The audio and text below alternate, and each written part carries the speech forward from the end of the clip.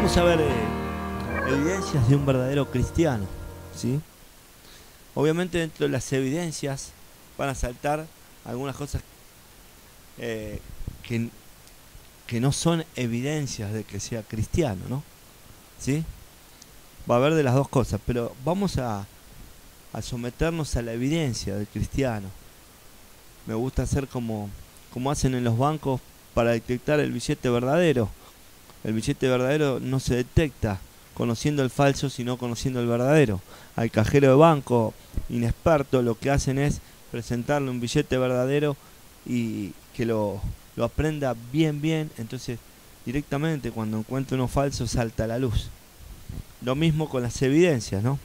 Entonces, vamos a ver, de acuerdo a lo que ustedes piensan, ¿cuál es una evidencia de un verdadero cristiano? De a uno, a ver, una evidencia de un verdadero cristiano. Adrián dice sus frutos. Una buena actitud, dice Lindo. ¿Qué más?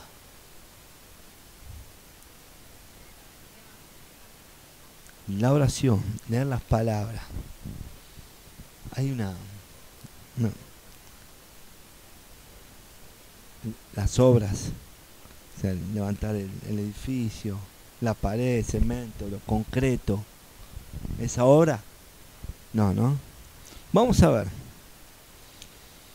No creo que sea ninguna de las que dijimos, ¿no? Pero no por nada. Por ejemplo, creo que no es evidencia la oración.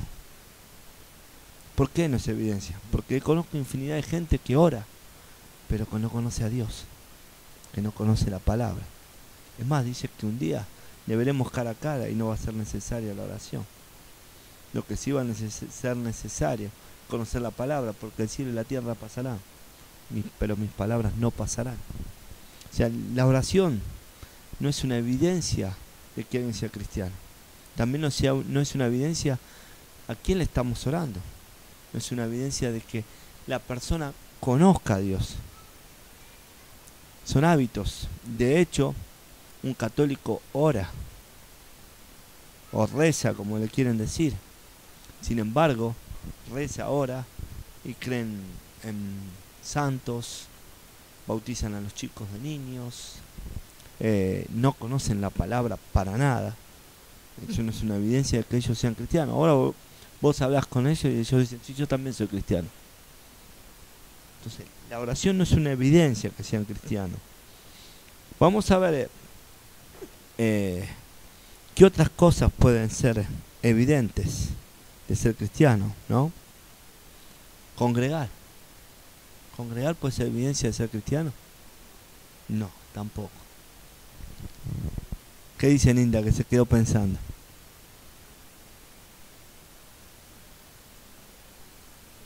Yo no dije nada, yo estoy preguntando. Congregar tampoco es evidencia de ser cristiano. Porque tampoco es evidencia que todos los que congregan se van a ir con el Señor. Evidentemente congregar no es evidencia que es cristiano, que uno conoce a Dios, ¿no? Vamos a ver lo que dice 2 Timoteo 3:5.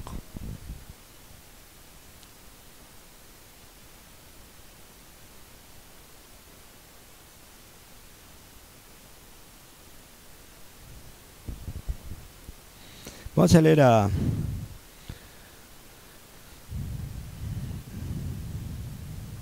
Después lean lo anterior.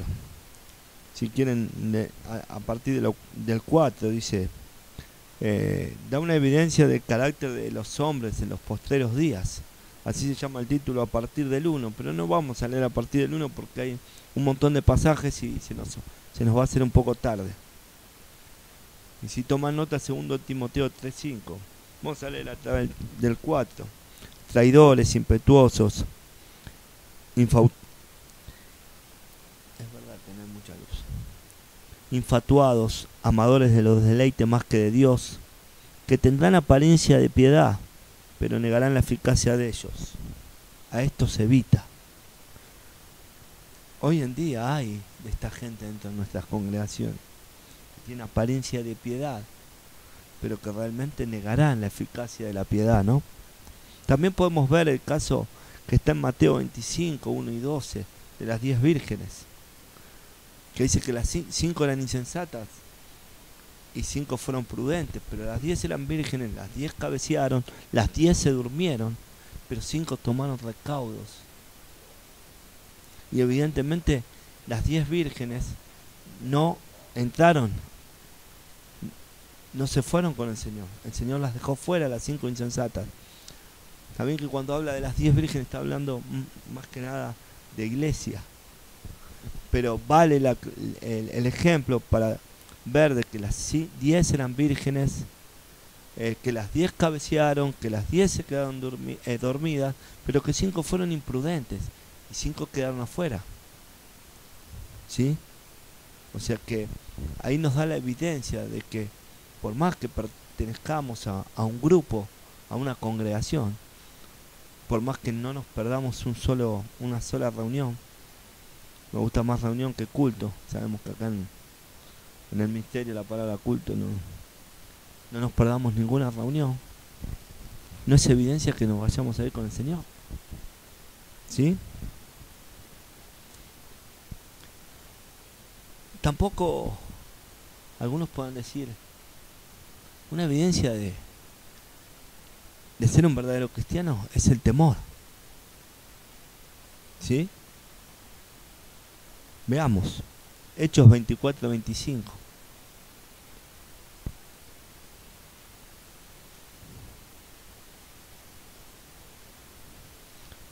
¿Usted qué piensa? ¿El temor puede ser una evidencia?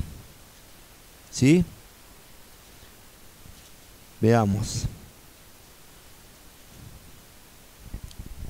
Dice así: pero al disertar Pablo acerca de la justicia, del dominio propio y del juicio venidero, Félix se espantó y dijo: ahora vete, pero cuando tenga oportunidad te llamaré. Tenía temor, pero no tanto. Dice, bueno, después veremos. ¿Sí? Tenía temor lo que iba a pasar, pero dijo, bueno, después vamos a ir un poco más fuerte todavía.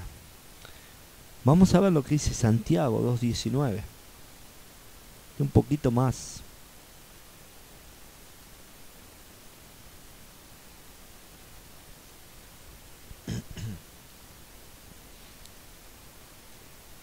¿Tú crees que Dios es uno? Bien haces. También los demonios creen y tiemblan. ¿Qué hacen los demonios? Creen y tiemblan, pero no obedecen. Creen también y tiemblan y tienen temor, pero no obedecen. No es esa clase de temor que es evidencia de ser un verdadero cristiano. La clase de temor es otra. El temor reverente, el temor a desobedecer sus leyes, a fallarle a Dios. No es esa clase de temor a lo que me va a pasar cuando me muera. Yo, por ejemplo, por más que me opere, no tengo temor a lo que va a pasar cuando me muera, porque si me toca irme de este mundo, ¿a dónde voy a ir? También sé que no me voy a ir, también, por ahora. Pero a esa clase de temor, al temor reverente, al temor de decir, no me importa, si yo sé que si bien es una operación sencilla la que me van a hacer, aún fuera, hablábamos con Ale, aún fuera una operación complicada, sé que el soberano y el que va a determinar lo que se haga y lo que no se haga va a ser el Señor. Entonces tengo tanto temor de Dios que descanso en Él y sé que se va a hacer lo que Él diga que se haga. Entonces esa es la clase de temor que es evidente. Es la clase de temor que dice en Efesios 5:21, por ejemplo.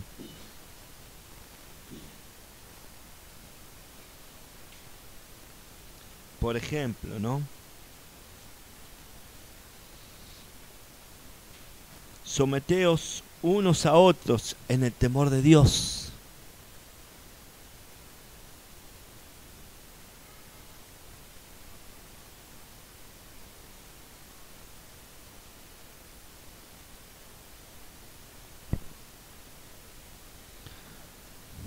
Por tanto, Filipenses 2:12 también, amados míos, como siempre habéis obedecido, no como en mi presencia solamente, sino mucho más ahora en mi ausencia, ocupaos en vuestra salvación con temor y temblor. No con el temor, como decía antes, de que, ay, a ver si voy a ser salvo o no, sino con el temor de no fallarle a Dios, de saber de que Dios pagó precio por nuestras vidas y que si pagó precio, no tengo derecho a fallarle, no tengo derecho a hacer las cosas mal. Entiendo de que nada es mío, que todo le pertenece a Dios. De ese temor habla Dios. De ese temor, de esa clase de temor, de apoderarse, decir, como entendemos, vinimos desnudos a este mundo y así nos iremos. Por lo tanto, todo, absolutamente todo lo que tenemos, a Él le pertenece. ¿Sí? Entonces, no hay nada que me pueda separar del amor de Dios, porque el temor hace de que quiera obedecer las cosas, porque entiendo de que Él pagó precio, porque entiendo de que la salvación mía le costó, porque entiendo de que aún no habiendo hecho pecado, se hizo pecado por nosotros. Entonces el temor de fallarle.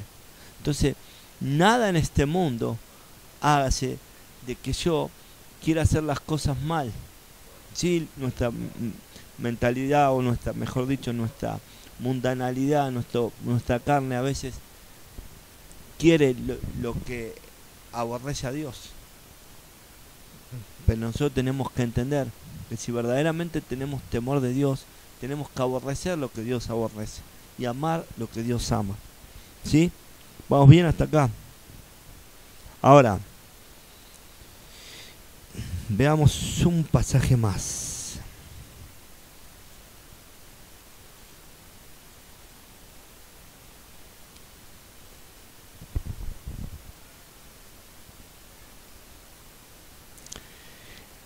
Hebreos 12:28. Así que, recibiendo nosotros un reino inconmovible, tengamos gratitud y mediante ella sirvamos a Dios agradándole con temor y reverencia. ¿Cómo se agrada a Dios? Con temor y reverencia. Bien, veamos. Conocer la Biblia es evidencia de ser un cristiano, verdadero cristiano. No, me dice. Conocer la Biblia no es evidencia de ser un verdadero cristiano. Y ahora vamos a ver por qué. Pero le voy a decir algo. No conocerla es evidencia de no ser un verdadero cristiano. Conocerla no es evidencia, pero no conocerla es evidencia de que no es un verdadero cristiano. Obviamente no estoy hablando de gente que viene nueva, que tiene un proceso de ir conociéndola, pero gente que lleva mucho tiempo y no conoce la palabra de Dios, es evidencia de que no es un verdadero cristiano. Hay gente en las iglesias que está más preocupada en conocerse todos los temas del momento, de las alabanzas, de todo lo nuevo que sale, de todo lo nuevo, Jesús Romero, de Danilo Montero. Se conocen todos los temas, pero no conocen la palabra. Eso es evidencia que no conocen a Dios. Por más que estén en la alabanza, en la adoración, en lo que sea, a cargo de escuelitas de niños, pero si no conocen la palabra es evidencia que no son cristianos. Nadie que dice conocer a Dios no puede no conocer lo que Dios dijo. Nadie. Yo puedo decir que conozco a Nilda y si yo no sé cómo piensa, sí, la conozco, pero la conozco de vista. Yo tengo que saber cómo piensa, qué dice. Si no, no la conozco. Mucha gente. Esto vio como cuando éramos chicos que nos hacíamos un poco los Roberto Carlos, que teníamos 1.000.000 de amigos. Pero algunos nos pasábamos y ya le veíamos cara conocida al barrio y nos saludábamos, pero no era evidencia que los conocíamos. Simplemente sabíamos que vivía ahí al barrio, pero quizás nunca nos detuvimos a hablar ni media hora. Bueno, hay gente que es así. Hay gente que no habló ni media hora con Dios, no conoce. O lee la Biblia como un mero libro. Yo puedo ir a una peluquería y encontrar una revista de moda, o sea, de chimento, una Caras, una paparazzi, y eso no me hace Jorge Real o Luis Ventura, porque no me interesa, porque ojeo y nada más. Bueno, hay gente que cree que por eh, leer un párrafo de la palabra ya cree que conoce a Dios y conoce la palabra. No, no. Conocer a Dios significa conocer la palabra. Conocer la Biblia no es evidencia que se es un verdadero cristiano, ¿sí? Veamos.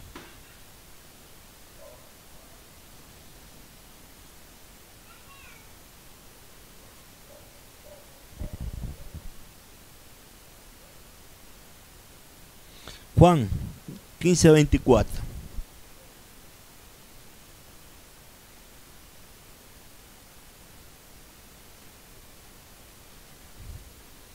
Alguien que lo lea.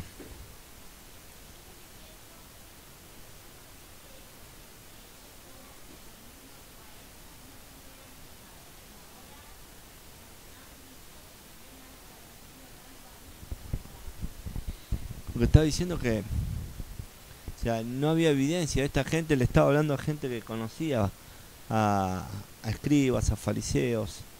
Sin embargo, cuando les convenía se fijaban en las obras.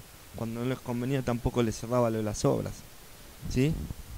También Romanos 1:21 dice, pues habiendo conocido a Dios, no le glorificaron como a Dios, ni le dieron gracias, sino que se envanecieron en sus razonamientos y su necio corazón fue entenebrecido. Dice que habiendo conocido a Dios, habiendo conocido a Dios, o sea, conocían, no le glorificaron como a Dios, ni le dieron gracias. Mire usted, ¿no? 1:21.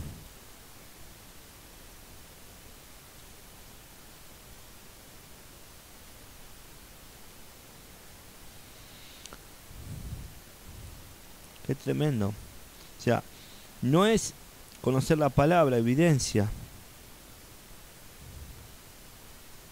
Veamos otro pedacito más.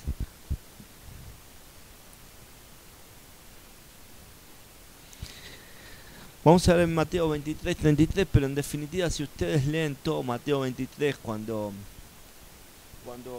el Señor lo acusa a los escribas y fariseos, que eran gente doctos, gente que conocían las escrituras, notaremos que en todo este relato de Mateo 23, Jesús los trata con mucha dureza. Y el 33 dice, serpientes, generación de víboras, ¿cómo escaparéis de la condenación del infierno? Eran gente que conocían la palabra. Sin embargo, dice, ustedes son una serpiente, una generación de víboras. ¿Cómo van a escapar de la condenación del infierno? O sea que el conocer la palabra no hacía que escapen de la condenación que les esperaba. ¿Por qué? Porque ya se lo dijo el Señor a Samuel cuando fue a ungir a David. Yo no veo lo que ustedes ven, yo veo el corazón. Dios ve nuestro corazón. ¿Por qué Dios siempre habla del corazón? Amén. En todo. Hasta cuando ofrendamos, dice, Dios bendice al dador alegre. ¿Cómo sabe Dios cuando estamos alegres bendiciendo? No es que venías así con el sobre. No, venimos con el sobre así. Dios sabe lo que hay en tu corazón cuando vos das. No es una expresión corporal el bendecir al dador alegre. No se trata de una expresión corporal. Pues nosotros tampoco venimos bailando como si fuera una chacarera en vez de un pañuelo con el sobre y lo depositamos para que la gente vea lo feliz que estamos. No, no es así. Dios ve nuestro corazón, Dios ve nuestra disposición, Dios ve de que cada cosa que entra de nuestras entradas apartamos la primicia, lo primero para Dios. Si lo separamos, esto lo voy a llevar a casa de Dios. Y ahí es donde Dios está viendo el corazón alegre que tenemos. No es cuando vengo con la sonrisa de 200, de 100 a 100. No, no es así. ¿Sí? Amén. ¿Vamos bien? Por eso conocer la Biblia no es lo mismo que entenderla y obedecerla. ¿Sí o no? ¿Conoce gente que conoce la Biblia y no la obedece? Satanás. Satanás la conoce bien. Escrito está. Tírate y manda a tus ángeles. Salmo 91. Tus ángeles mandarás acerca de ti para que no tropieces con piedra y bla bla. Salmo 91. Le dijo Satanás en Mateo 4 en el desierto, cuando lo fue a tentar.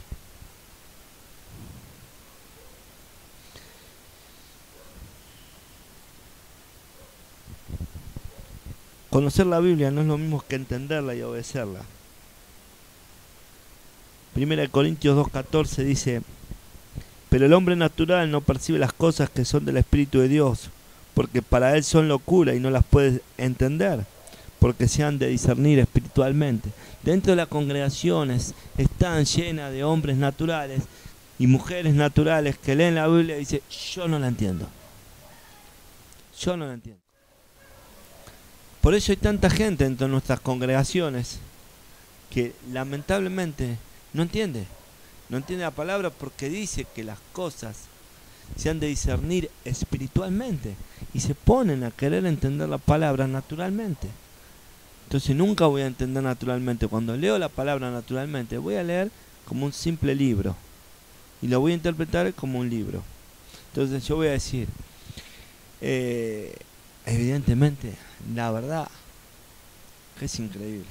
No puedo creer, bajo ningún punto de vista, que alguien haya pegado con un manto al mar y el mar se haya abierto. ¿Por qué?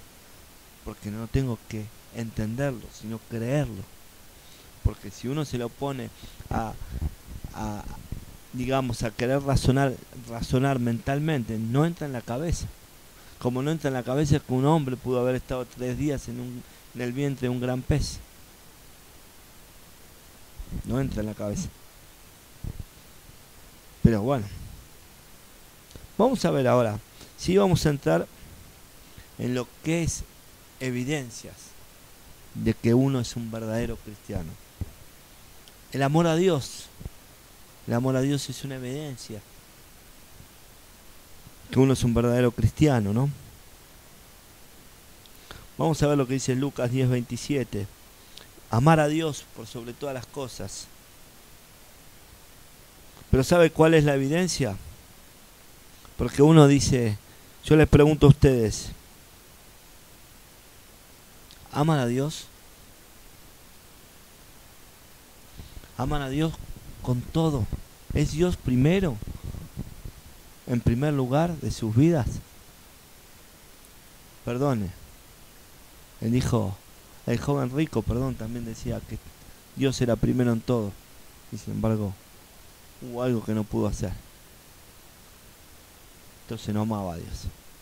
Si uno ama a Dios, no hay nada, absolutamente nada, que no pueda entregarle a Dios.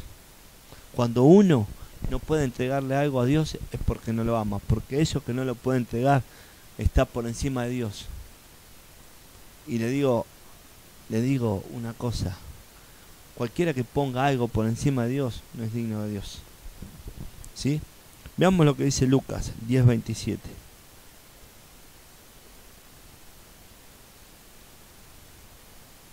Sí.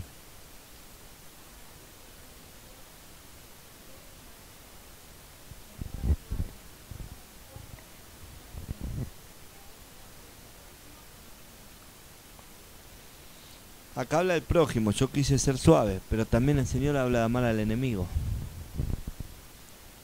Ahora, si el Señor habla de amar al enemigo, ¿cuánto más nos debemos despojar de todo, absolutamente todo, y poner a Dios en primer lugar? Pero ¿cuánto nos cuesta a veces despojarnos de algunas cosas?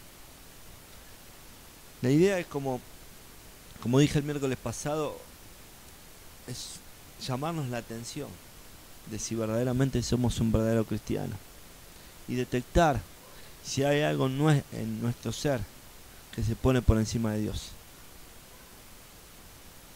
Y déjenme decirle que alguien que tenga cosas por encima de Dios, va a ser complicado que cuando venga Dios se vaya con Dios. Solamente si irán con Dios los que ponen a Dios en primer lugar. Y usted me dirá, pero yo no puedo amar más a Dios que a mi hijo.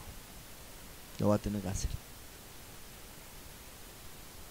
Pero yo no puedo entregarle todo a Dios. Le va a tener que entregar todo lo que le pida. Pero bueno, esto de la Biblia está bueno, pero esta hoja no tanto. Todo lo que está acá, dice la palabra, que fue todo inspiración de Dios. Si está todo acá es porque Dios quiere que obedezcamos absolutamente todo lo que aquí está escrito. Ni más ni menos. ¿Sí?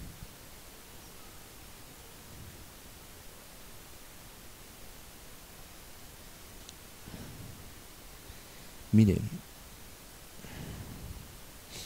Vamos. Se va a poner medio...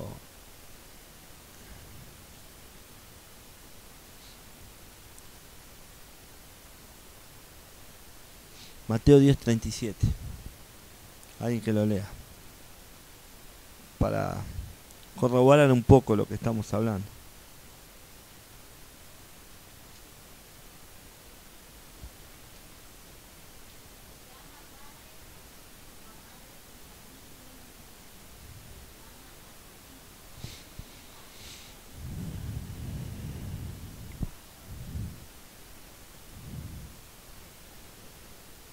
No digo nada, ¿no?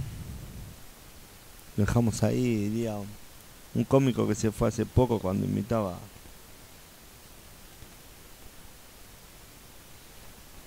¿Eh?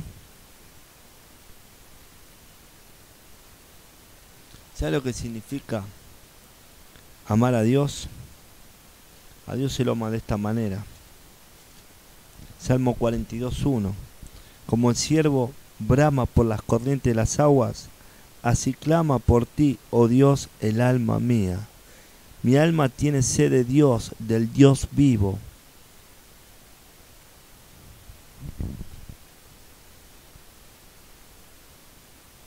¿Entendemos lo que leemos? ¿Podemos? ¿Sabe cuál es el anhelo? Por eso digo que esto es una exhortación, un llamado de atención. ¿Sabe cuál es el anhelo? Que todos algún día podamos decir esto de corazón. Es más, mire lo que dice el Salmo 73:25. ¿A quién tengo yo en los cielos sino a ti? Y fuera de ti nada deseo en la tierra. Qué tremendo, ¿no? Uno podía caer en muchos salmos escritos por varios, pero muchos de estos salmos escritos por David, ¿no? Y uno podía caer en todas las barbaridades que cometió David, que fueron bastante desagradables ante los ojos de Dios, desde un adulterio hasta condenar a una persona a muerte, pasando por mentir, por embriagarlo. Pero que David ponía a Dios en primer lugar, no había ninguna duda. Que David, cuando se tuvo que humillar delante de Dios, se humilló, ninguna duda. Entonces uno a veces puede hablar de las barbaridades que hizo David, pero ninguno de nosotros estamos exentos. Pero el tema es, ¿qué hacemos? ¿Qué hacemos una vez que cometemos barbaridades? ¿Tenemos el mismo corazón rendido ante Dios como decía David? ¿Seguimos poniendo a Dios por sobre todas las cosas? Yo hablaba con Ale el otro día, ¿no? Y ¿qué sería si nosotros hubiésemos tenido la posibilidad de que alguien nos diga que íbamos a ser el rey? Como David. Que íbamos a venir después de Saúl. Y en un momento decir que a Saúl ya Dios lo había quitado. Dios había designado que Saúl no reinara más sobre Israel. Encima esa persona que estaba en el rey y a la cual uno iba a suceder, estaba queriéndolo matar. O sea que, en definitiva, si David las dos veces que lo pudo haber matado, podía haberlo matado hasta en defensa propia, porque el que lo quería matar era él. Eso hubiese significado que David hubiese sido rey sobre Israel antes. Pero era tal el corazón de David, que David sabía que iba a ser rey en el momento que Dios lo determinara, que no tenía que terminar con la vida de la otra persona. David tenía un corazón rendido, consagrado a Dios. Y eso es impresionante. Nosotros creo que lo hubiésemos achurado la primera que teníamos, ¿sí o no? Total, Señor, vos comprendés, este me quería matar. Este me quería matar, yo te ahorré el trabajo. ¿Vos cuándo querías que sea rey? Dentro de 5 años yo ya estoy preparado, ¿eh? Ya estoy. Total, el otro no reina más. Sin embargo, mire hasta dónde llegó David, que se acordaba del pacto que había hecho con Jonatán, y fue e hizo misericordia con Menfiboset, que era un hijo de Jonatán, que, bueno, cuando la criada oyó que habían matado a Saúl y a Jonatán, agarró al nene, salió corriendo, el nene se le cayó y quedó lisiado. Y David hizo que ese nene comiera en la mesa del rey. No solo eso, sino que le agarró a Sibat, un siervo, e hizo que administrara todas las tierras para Menfiboset. Ahí ven el corazón que David tenía, ¿no? ¿Sí? Pero también entendamos, muchos decimos que amamos a Dios, pero muchas veces en la primera cambio, por cualquier cosa nos enojamos, nos vamos, nos separamos. Pero alguien que ama verdaderamente a Dios, nada lo puede separar de Dios. Alguien que pone a Dios en primer lugar, nada lo puede separar de Dios. Así lo dice Romanos en el capítulo 8, versos 38 y 39.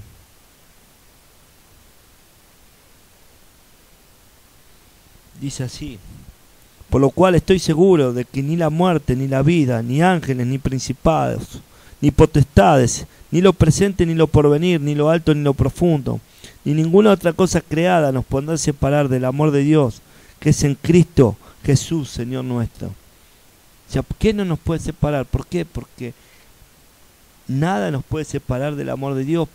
¿Por qué? Porque es en Cristo Jesús. Si yo verdaderamente creí en ese Cristo Jesús, si yo verdaderamente estoy en Cristo Jesús, porque en Cristo Jesús estoy sentado en lugares celestiales.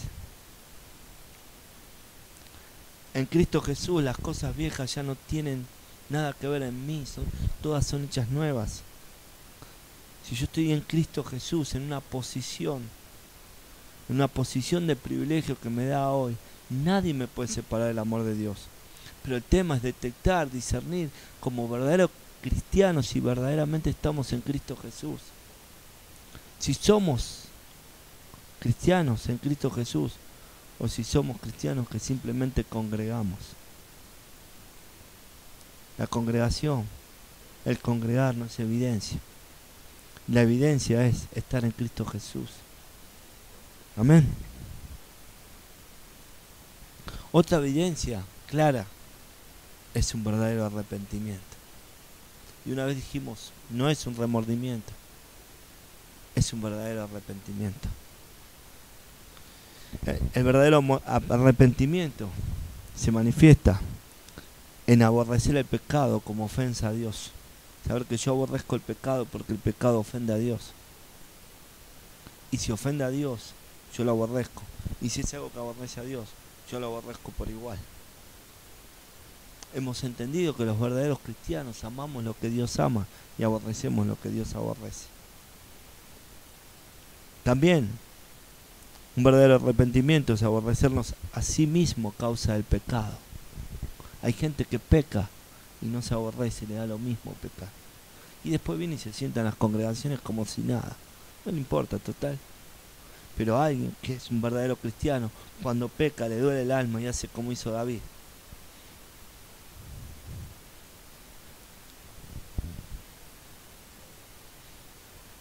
Otra cosa es querer a diario un cambio de vida y sobre todo en mis prioridades. Si yo mis prioridades eran mis negocios, si mis prioridades eran mis hijos, si mi prioridad era mi familia, si mi prioridad era un auto, Hoy tengo que cambiar mis prioridades y la única prioridad en mi vida es Jesucristo. Y a partir de ahí todo.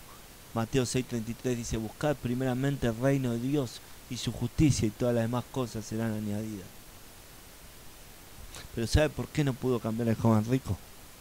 Porque tenía todas las cosas, las añadiduras, pero nunca tuvo a Jesucristo. Entonces discernamos, si alguno va a ver el video, entendamos que podemos tener las demás cosas y no tener a Jesucristo y vamos a terminar como el joven rico. Si así sea, alguno de nosotros cambiemos la prioridad y pongamos a Jesucristo en primer lugar. Amén. El arrepentimiento es un don de Dios. El pecado es una transgresión a la ley de Dios. Veamos. Vamos a leer 1 Juan, el capítulo 3, verso 4.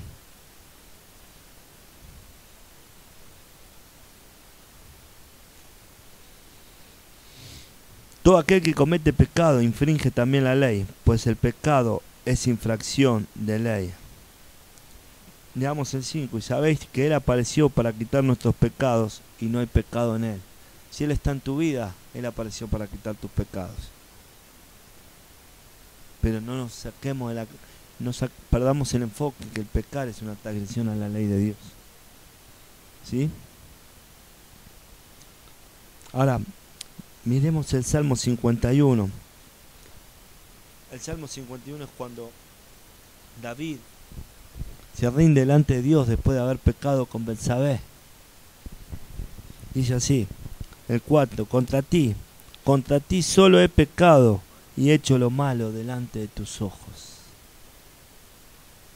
Dios no dice, fíjense que David no dice, pequé contra Urías Celeteo, lo mandé a matar, adulteré, hice pecar a Betsabé, lo embriagué. No, dice, él sabía que el pecado era una transgresión a la ley de Dios. Entonces él sabía bien claro que él estaba pecando contra Dios. Entonces dijo, solo contra ti he pecado e hice lo malo delante de tus ojos. Ahora, fíjense que cuando David pecó, no había hecho lo malo. No sabía que había hecho lo malo delante de sus ojos. ¿Por qué? Porque tenemos la tendencia de que como fue algo oculto, de que iba a permanecer en lo oculto. Sin embargo, el Señor tuvo que mandar al profeta Natán para que lo exhortara. Y la Biblia dice que no hay cosa que no salga a la luz. No hay cosa oculta que no ha de ser manifestada. Por más que queramos esconder lo que hacemos en lo oculto, saldrá a la luz. Entonces David se dio cuenta que ante ti he pecado. ¿Por qué? Porque el único que vio lo que había hecho fue Dios. Y a veces pensamos, bueno, creemos que respiramos, pues bueno, el único que me vio fue Dios. No, al contrario, asústese si el único que lo vio fue Dios. Porque capaz que lo vio otro lo hace reflexionar, pero si lo vio Dios, asústese. No hay un arrepentimiento genuino donde no hay un esfuerzo por abandonar el pecado. Cuando uno no tiene un esfuerzo por abandonar el pecado, por abandonar sus prioridades, por abandonar un montón de cosas, lo único que hay es un remordimiento. De saber de que tanta acumulación de palabras, tanto que me dicen, bueno, esto lo tengo que cambiar. Pero en sí, no sé si quiero. No sé si le pasó, pero a mí en mi vida me ha pasado de luchar con algunas cosas que no sé si estaba seguro que quería cambiar. Hasta que Dios me confrontó y me di cuenta que si quería obedecer a Dios, más allá de estar seguro o no, si la palabra dice que lo tenía que hacer, lo hacía. Y después, una vez que lo hacía, Dios como que me tenía convicción. No sé si les pasa. Uno al principio lo hizo más por obediencia que por convicción. Y eso no es malo. El tema es que una vez que uno lo hace por obediencia, la convicción viene. Es como el perdón. Uno a veces quisiera matar a alguna persona, pero cuando uno sabe que tiene que perdonar, después como que le viene una paz. Pero ante actitudes hay veces que le agarra a uno la bronca, pero uno sabe que Dios manda a perdonar. Después viene la paz. Miren que yo reflexionando porque se ve que algo así le pasó, ¿no?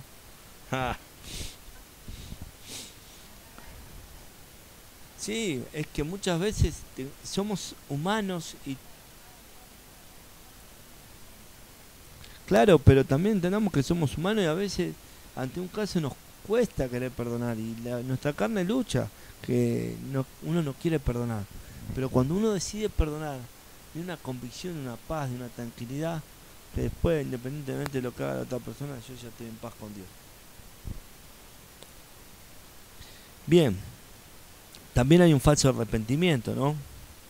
Veamos lo que dice 2 Corintios 7:10.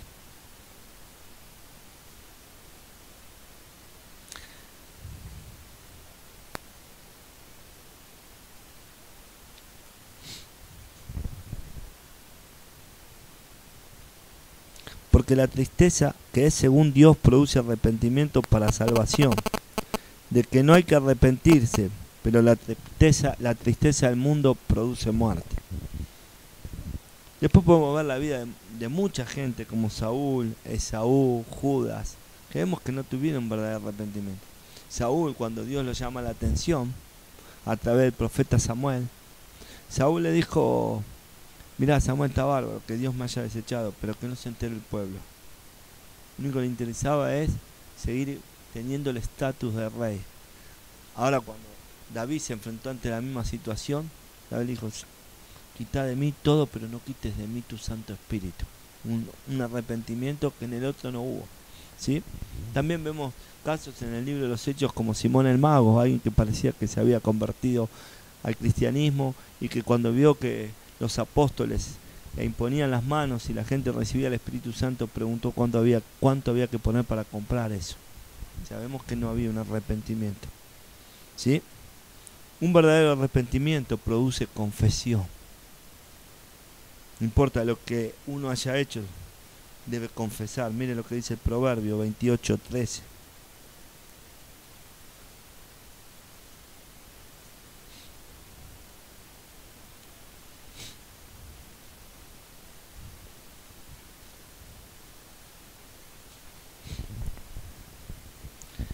El que encubre sus pecados no prosperará, mas el que lo confiese y se aparta alcanzará misericordia. Acá hay otras cosas que hay que meter el ojo muy puntilloso, porque muchas congregaciones nos han hecho confesar por cosas que hemos hecho en el pasado y después orábamos en lo que es la sanidad interior y después decíamos: bueno, ya que oré yo y Señor, conforme a la oración del hermano, de la hermana, yo lo considero libre. Y veíamos que el varón o la mujer no era libre. Porque una cosa es confesar los pecados y otra cosa es confesar y apartarse. Son dos cosas diferentes. Muchos nos hacían confesar el pecado. Entonces, y ahí te decían: vos sos libre. Pero debemos confesar y apartarnos, que no es lo mismo que solo confesarlo, ¿sí?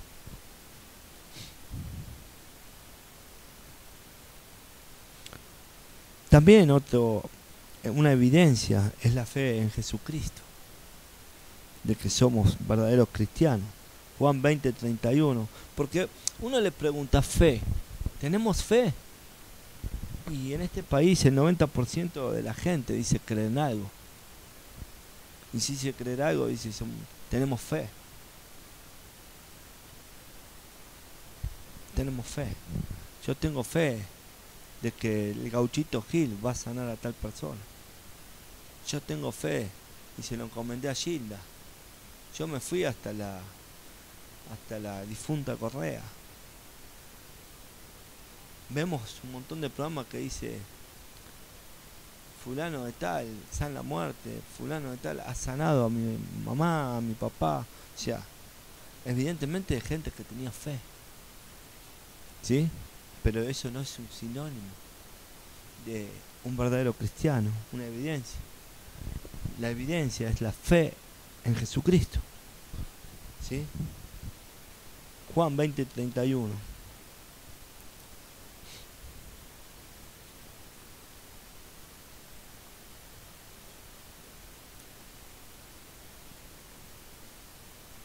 Pero estas se han escrito para que crean. Vamos a leer del 30. Hizo además Jesús muchas otras señales en presencia de sus discípulos, de sus discípulos, las cuales no están escritas en este libro. Esto es obvio, porque si no necesitaríamos libros y libros y libros.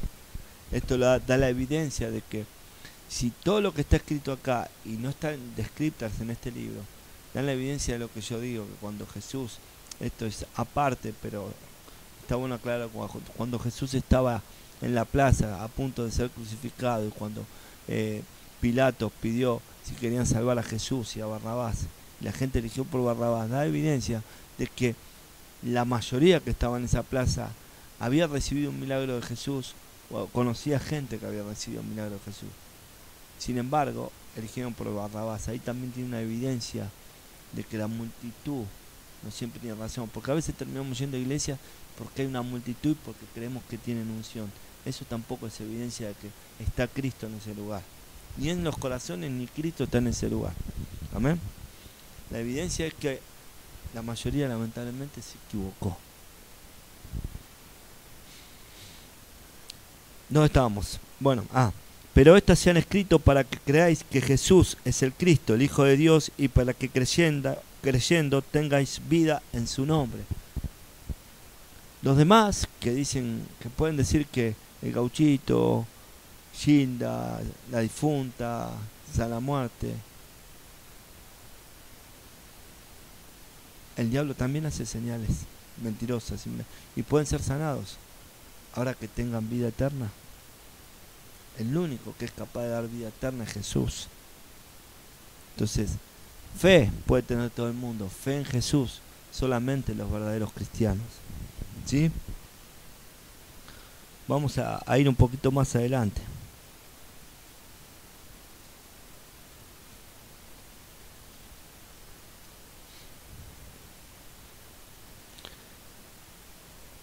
Romanos 10:9.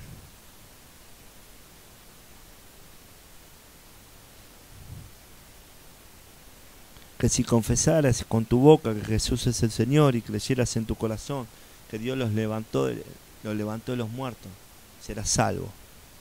Después tienen otro pasaje, Juan 6:37, que después lo lee: todo lo que el Padre me da viene a mí, y el que a mí viene no le echo fuera. O sea, ¿sí? Esa es la fe en Jesús.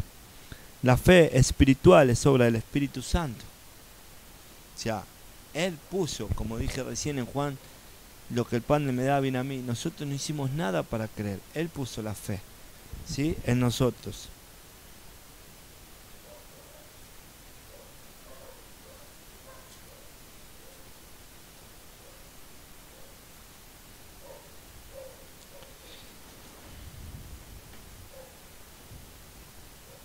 Juan 3:36 dice: el que cree en el Hijo tiene vida eterna, pero el que rehúsa creer en el Hijo no verá la vida, sino que la ira de Dios está sobre él.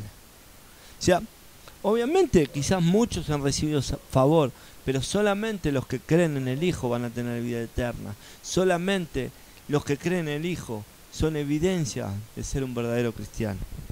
Solamente ellos. No es de todos. Amén.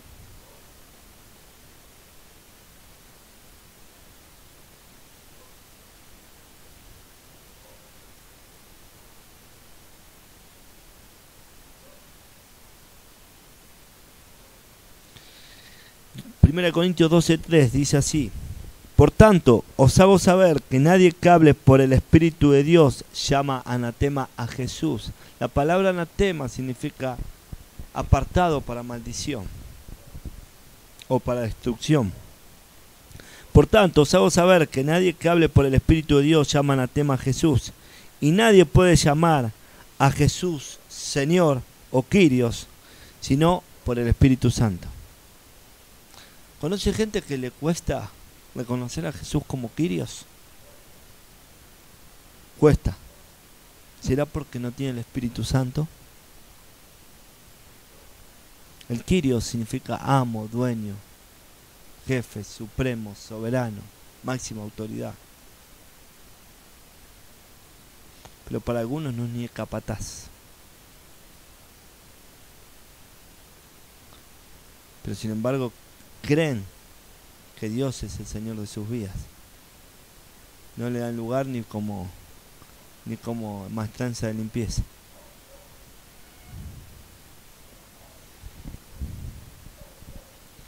Y bueno.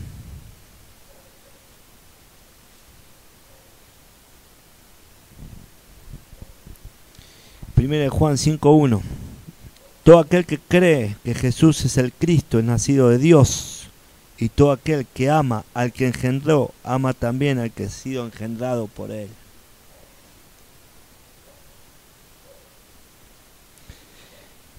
En estos conocemos que amamos a los hijos de Dios cuando amamos a Dios y guardamos sus mandamientos. Todo, todo, absolutamente todo. Otra característica u otra evidencia del verdadero cristiano es la humildad. Dios dice que Dios resiste al soberbio, ¿no? ¿Cómo es que dice? ¿Se acuerdan? Dios resiste al soberbio y exalta al humilde, ¿no? ¿Eh? Da gracias. Sí, hay una versión que dice exalta al humilde. Vamos a ver algunos pasajes nada más, para que no se nos vaya. Lucas 15:21.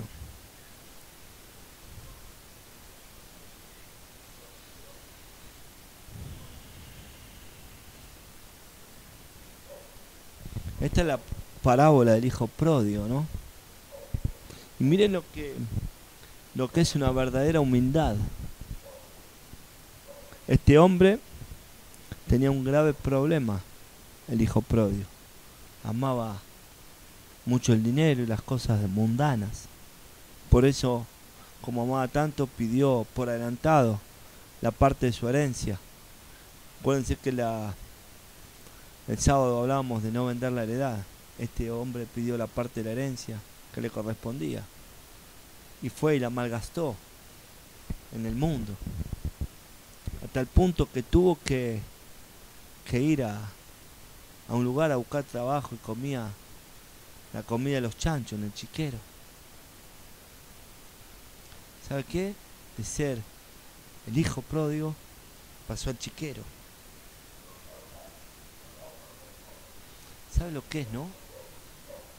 Por eso nada de lo que tenga este mundo, hoy estamos allá y mañana estamos acá.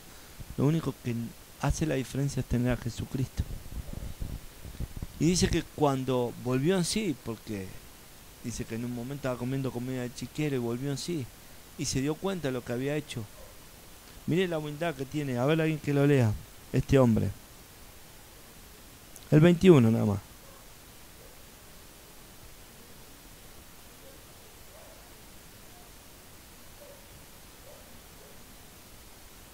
Él volvió a la casa, ¿sí? Volvió a la casa, pero no volvió a la casa para ocupar el lugar que había tenido.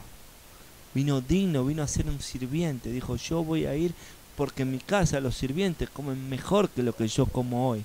Yo sé que perdí el lugar que tenía. Entonces, tenía tal humildad que fue rebajado.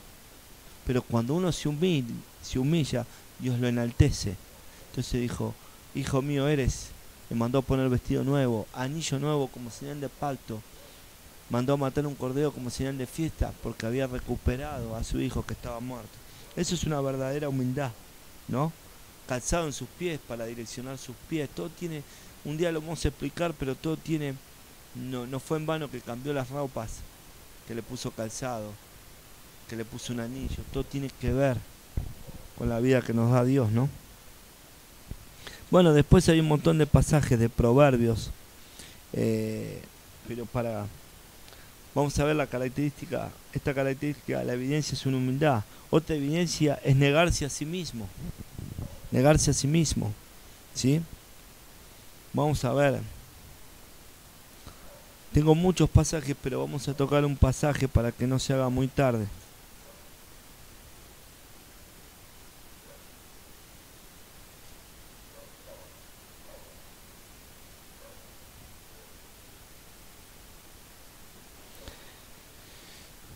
Juan 3:30 dice, es necesario que Él crezca, pero que yo mengüe.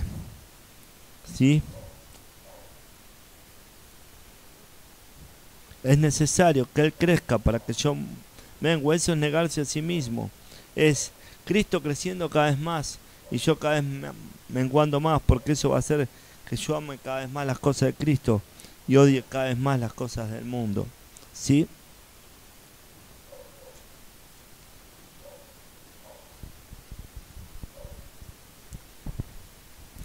Segunda de Corintios 8:9, porque ya conocéis la gracia de nuestro Señor Jesucristo, que por amor a vosotros se hizo pobre, siendo rico, para que vosotros con su pobreza fuisteis enriquecidos. ¿Sabe qué está diciendo?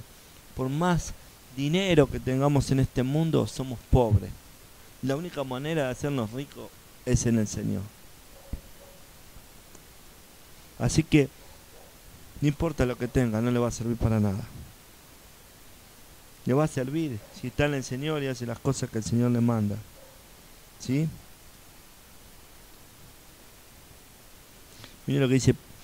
Lo, vamos a ver otra evidencia. La separación del mundo. Separarnos del mundo es otra evidencia. ¿Sí? Miren lo que dice Hebreos 11.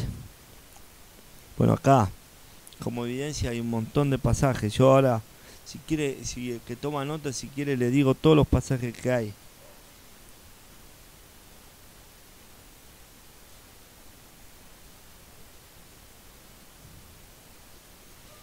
Dice así: conforme a la fe murieron todos estos sin haber recibido lo prometido, sino mirándolo de lejos y creyéndolo y saludándolo y confesando que eran extranjeros y peregrinos sobre la tierra, porque lo que estos dicen claramente dan a entender que buscan una patria.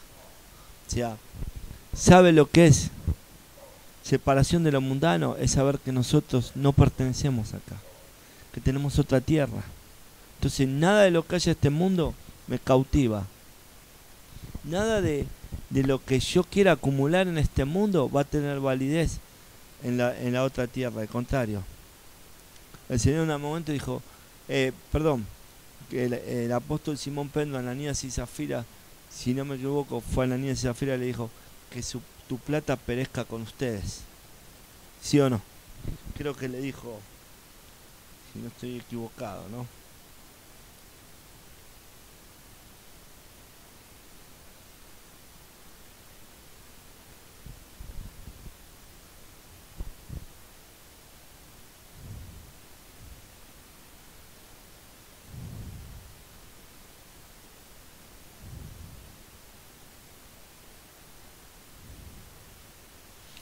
No es en Ananías y Zafira, pero hay alguien que en algún momento le dice que tu plata, no, ahora no recuerdo, ¿no? Al Simón el Mago, ¿no? Sí, gracias. Simón el Mago le dijo así cuando quiso comprar el Espíritu Santo, es verdad. Bueno, hay Juan 17:14, hay un montón de pasajes que hablan de la separación de lo mundano, ¿no?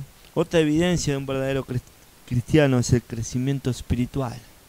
Que vayamos creciendo espiritualmente en las cosas de Dios. Así lo dice Efesios, por ejemplo, Efesios 4:13. ¿Sí? Hasta que todos lleguemos a la unidad de la fe y del conocimiento del Hijo de Dios, a un varón perfecto a la medida de la estatura de la plenitud de Cristo. ¿Sí? Marcos 4:28 y 29.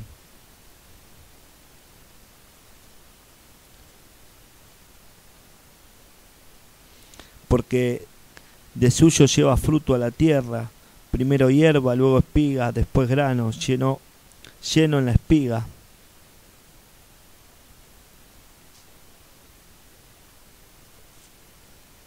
Y cuando el fruto está maduro, enseguida se mete la hoz porque la siega ha llegado. Acá habla del fruto, del crecimiento, ¿no?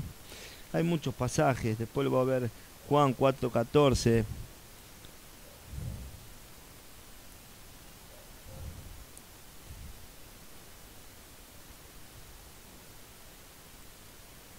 A ver si leemos alguno más.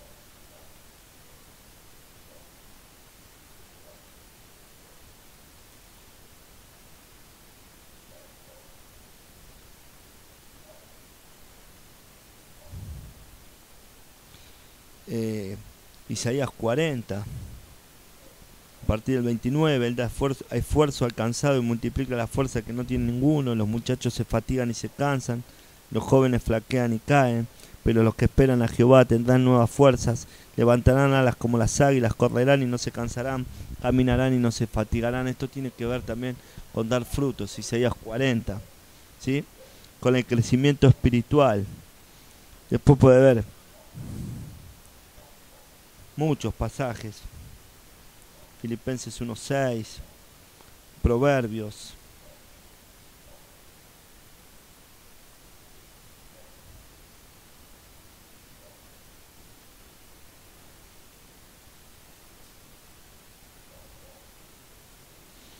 Ahora, ya vamos terminando para que no se vaya mucho, pero dice, lamentablemente las creencias de muchos que dicen ser cristianos consisten en estar atento a sus cosas.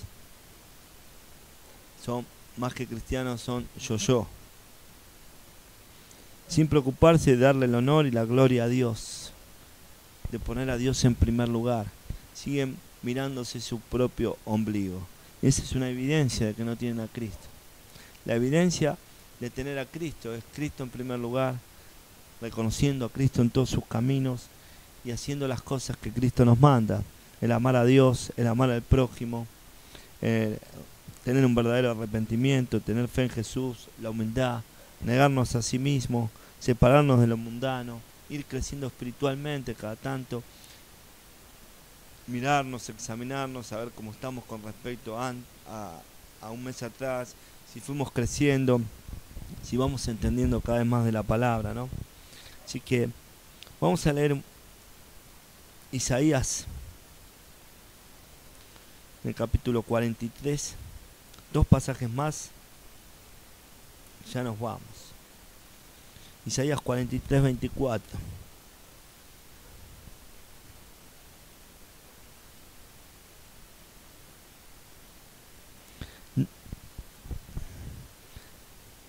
Esto digo que mucha gente, lo que decía, lamentablemente, mucha gente de ser cristiano consiste igual en todavía estar atento a sus cosas más que a las cosas de Dios. Dice así: no compraste para mí caña aromática por dinero, ni me saciaste con la grosura de tu sacrificio, sino pusiste sobre mí la carga de tus pecados, me fatigaste con tus maldades. Clarito, ¿no? El Señor.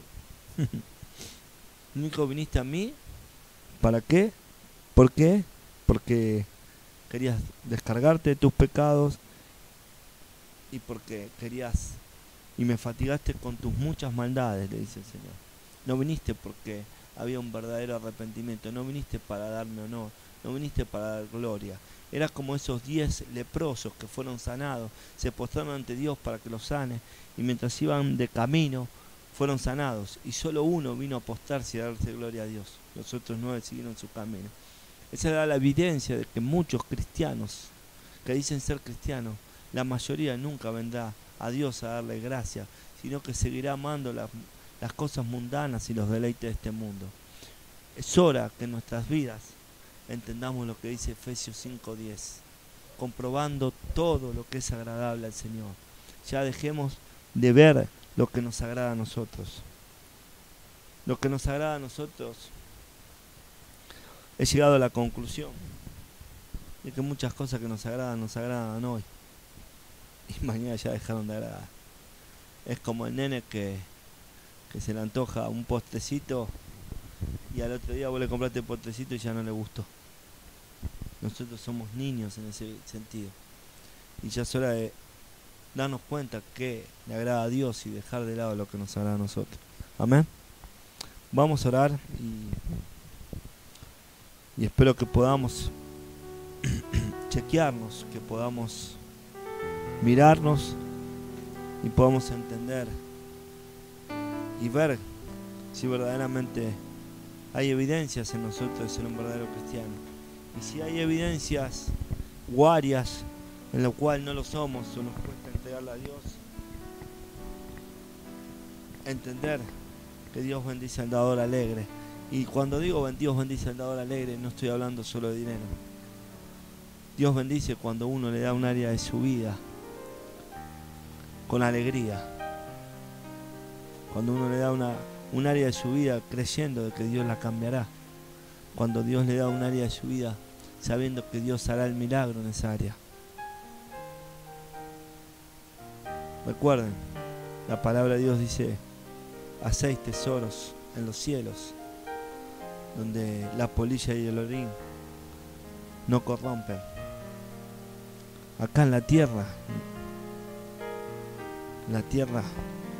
todo tiende a morir, a desaparecer. Dios tuvo que destruir a Gomorra. Dios tuvo que destruirlo, porque lamentablemente eran pueblos impíos.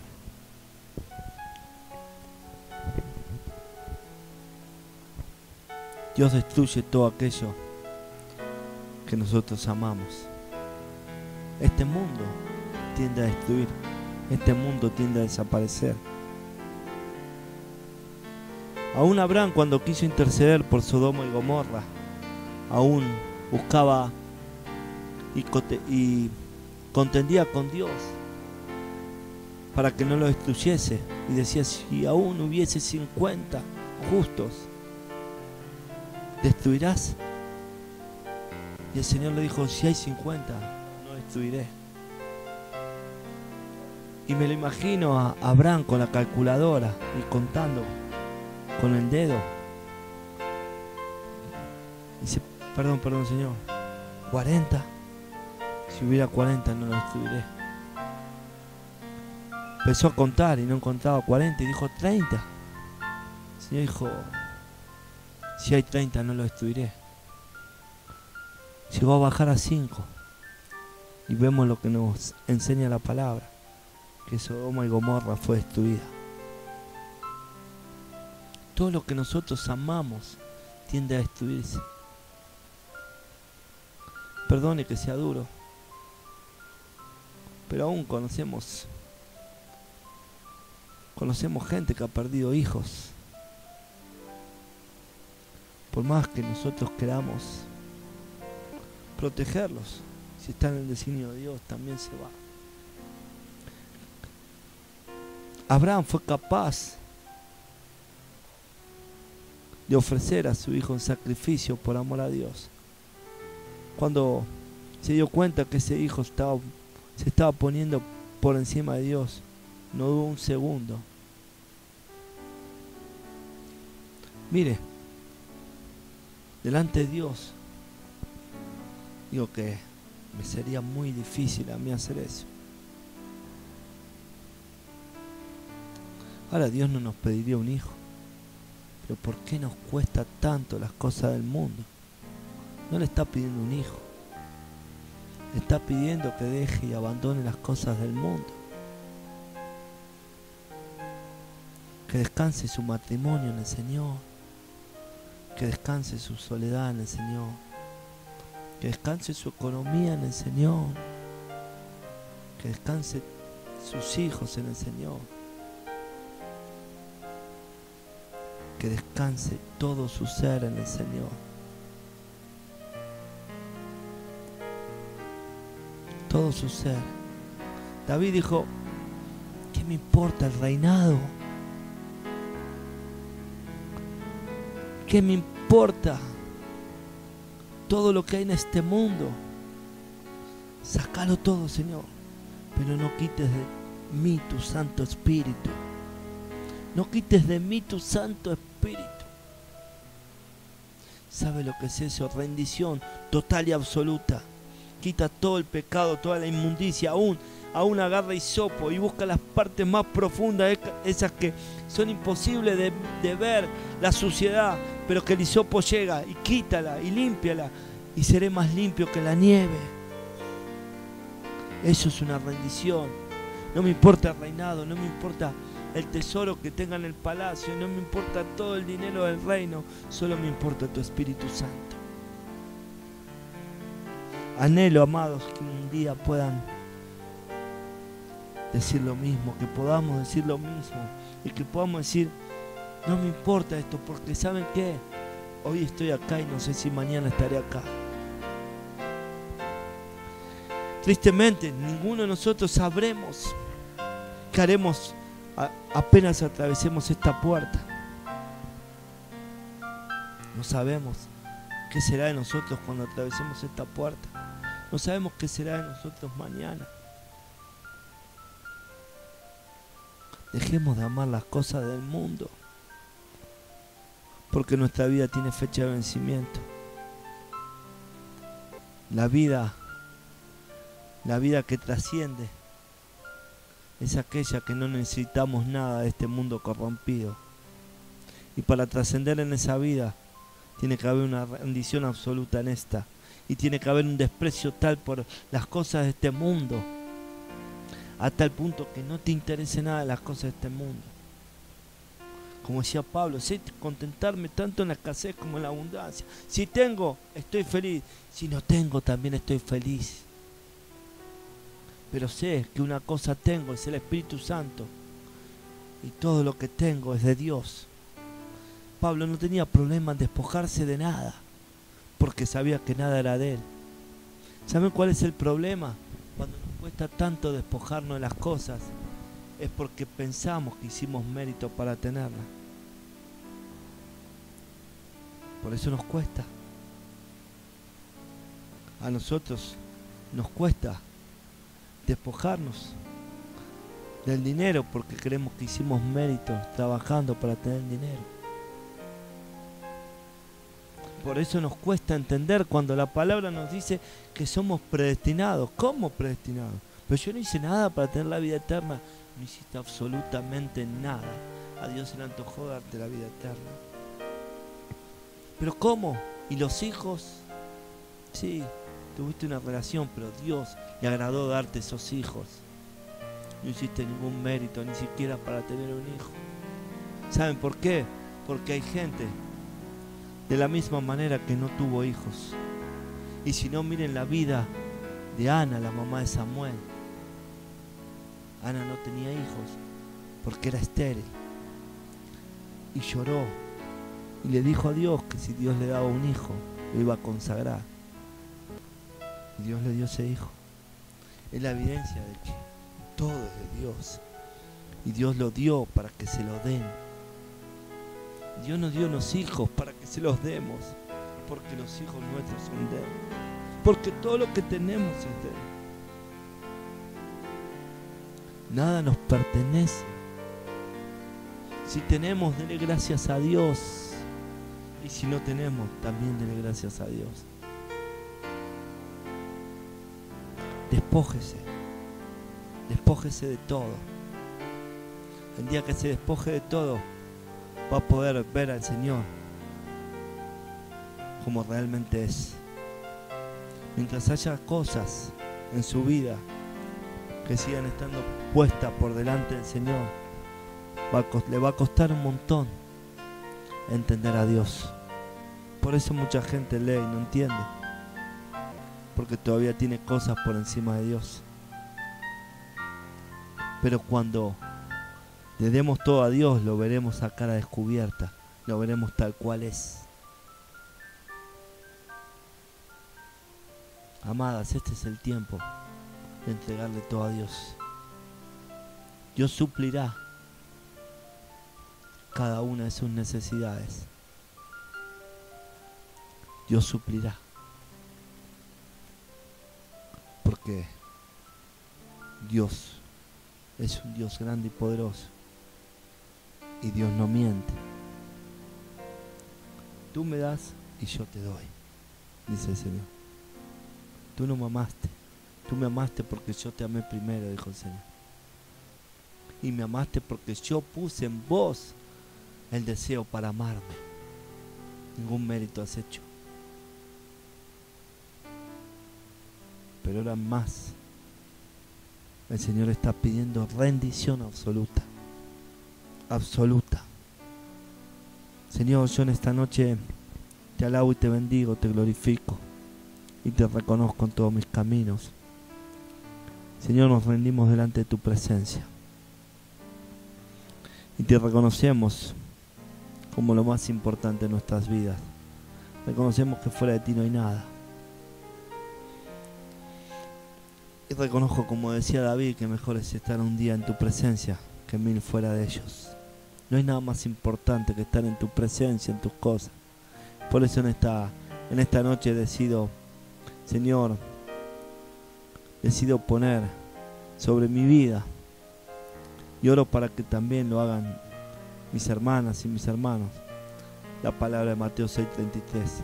Buscad primeramente el reino de Dios y su justicia, y todas las demás cosas os serán añadidas. Entiendo, Señor, que podemos tener algunas cosas y otras faltarnos. Pero entiendo que si no entregamos todo, absolutamente todo, va a ser casi imposible que lo que nos falte nos sea añadido. Por eso, Señor, que en esta noche podamos rendirnos delante de tu presencia. Yo, Señor, te alabo y te bendigo, te exalto y te glorifico y bendigo